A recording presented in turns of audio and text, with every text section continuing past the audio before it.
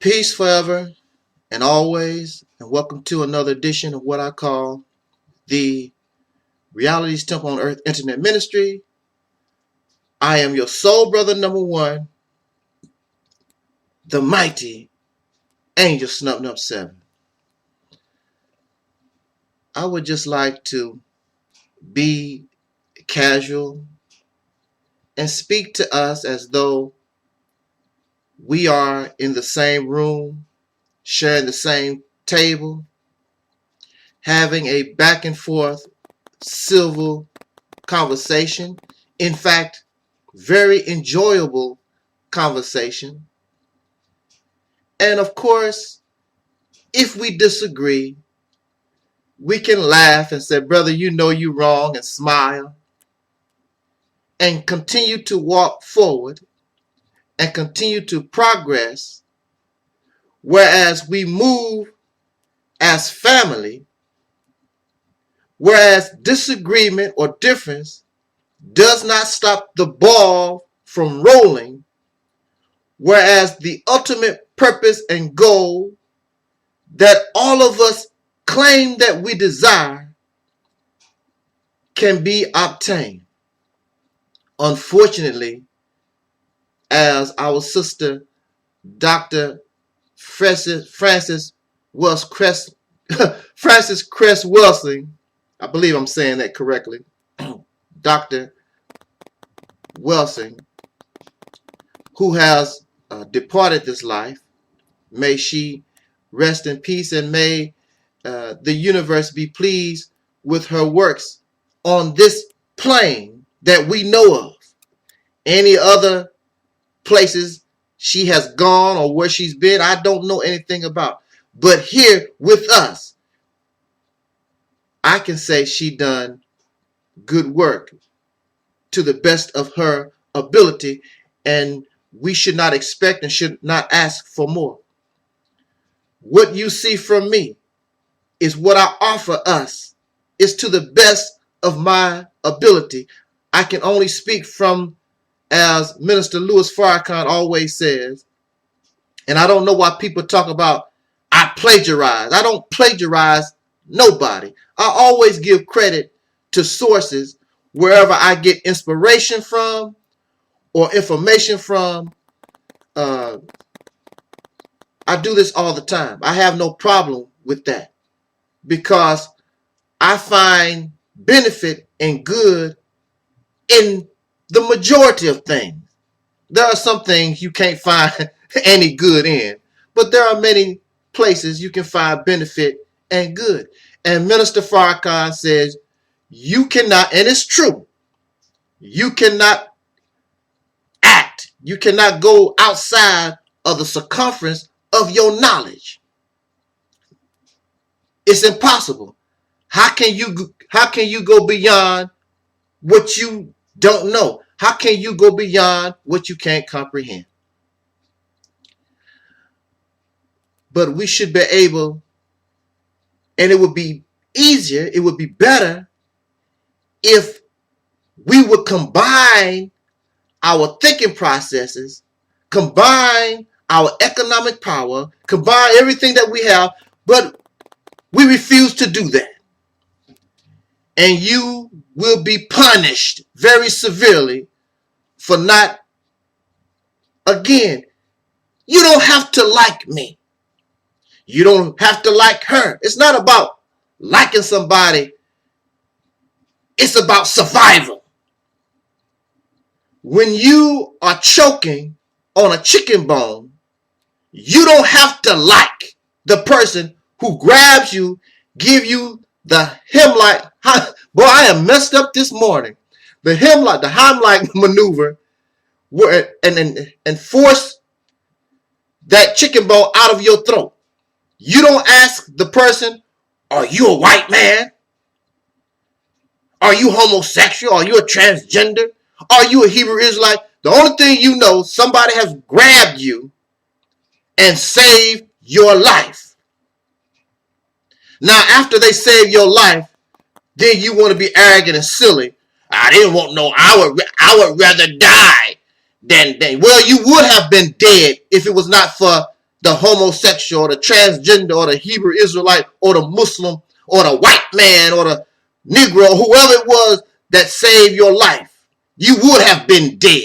And it's not too late to die. Since you did not want to be saved, now you should commit suicide to prove that what you're talking about is true.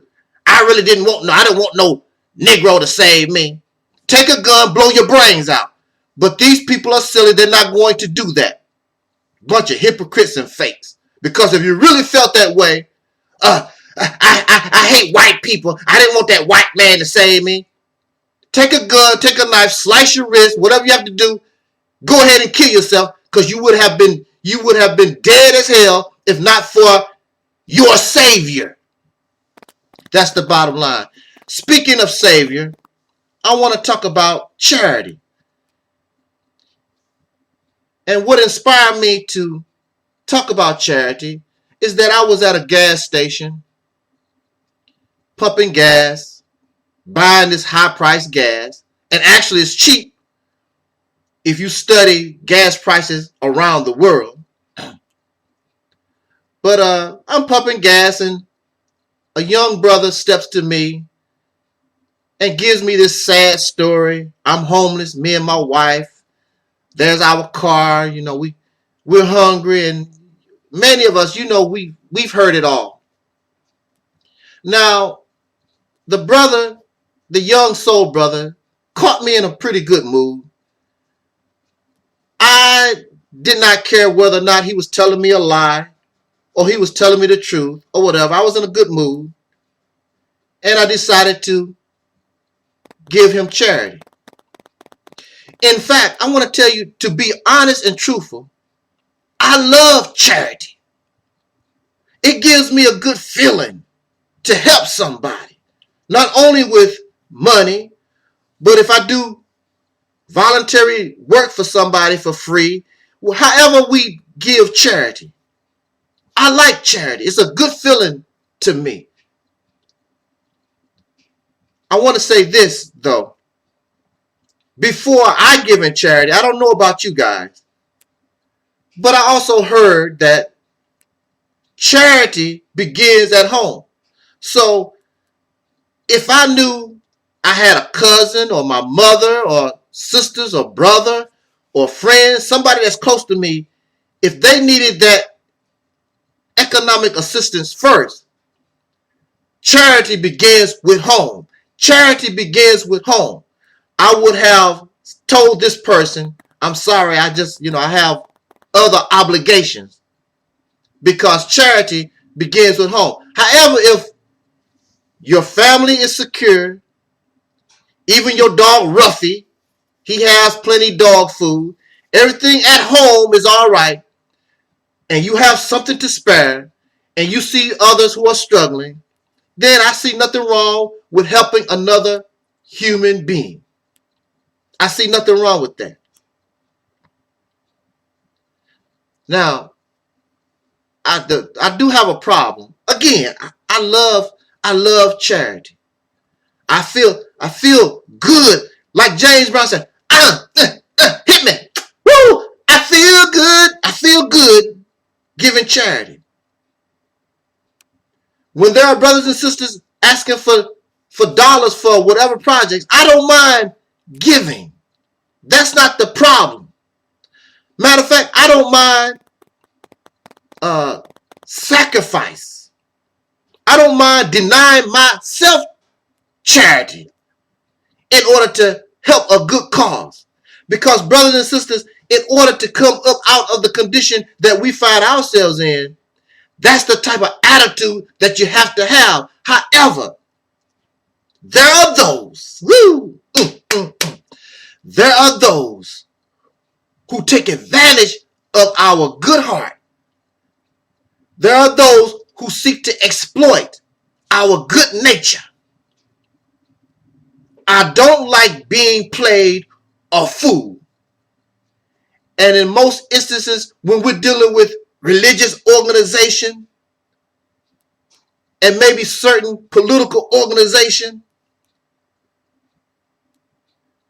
they use charity as a means to enrich personal pockets. There was a statement, and y'all know I love Elijah Muhammad. I will always love Elijah Muhammad. However, when somebody says something or do something that is in error, not correct and wrong, I stand with truth. I stand with what is right. That's just the bottom line. I don't stand with you because you're a celebrity. Oh, you will awaken my eyes to something or whatever. You're so different. I don't care. When you're wrong, you're wrong. I love it when people put me in check. I might not like it. I think about it and I accept that. When a person cannot accept or believe they are above being critiqued or corrected, why are you following them? There's a problem there. I don't like being played for my charity. I'm not going to make somebody rich. Elijah Muhammad made a statement saying that Brother Administrator Malcolm X made me a wealthy man. Notice the words, made me a wealthy man. He did not say Malcolm X made the nation very wealthy. He said made me a wealthy man. Me, meaning my family, my wife, and all those associated around me, because Malcolm didn't get none of that wealth. So you giving your charity to make somebody rich. That's not supposed to be the purpose of religion. That's not supposed to be the purpose of these institutions that we're giving our monies for. To make somebody personally rich. These beggars, because that's all they did. Elijah Muhammad he's nothing but a beggar. Because he wasn't working. So I'm going to beg all these people, and these people made me rich. I'm a professional beggar. Where is your God? If your God is so powerful, whatever, why your God got you out here begging? Well, I'm a beggar, but look at me, I'm wealthy now. And they never get enough. They keep begging. They get a 4-bedroom house, then they want a 6. Then they get a 6-bedroom house, and they want a 10-bedroom. And it's greed. Let me tell you something about leadership. The sign of a real leader. A real leader does not want to live above his or her people. I was watching National Geographic or some show to that effect. And these filmmakers went into this village. Everybody lived equal. You could not tell the chiefs from the regular guy. You could not tell the whoever ran or the elders in the village. You could not tell who the king and the queens were. They were equal. The kings and the queens lived in the same type of huts or buildings that the average person lived. Everybody, you could not see who was supposed to be rich or poor. This is what charity is supposed to be for. Charity is supposed to make us equal. Charity is supposed to make everybody comfortable on the same level. If my brothers and sisters are suffering and don't have, then I feel bad. I should not have either.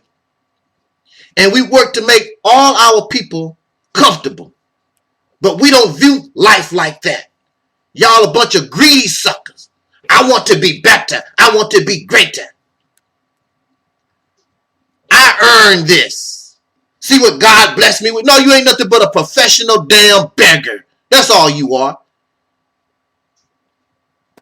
You got rich and wealthy because you're a beggar. And so I definitely don't respect you. You making fools out of people. And here are all these people making you rich and wealthy. And what do they get in return? They're not getting nothing in return.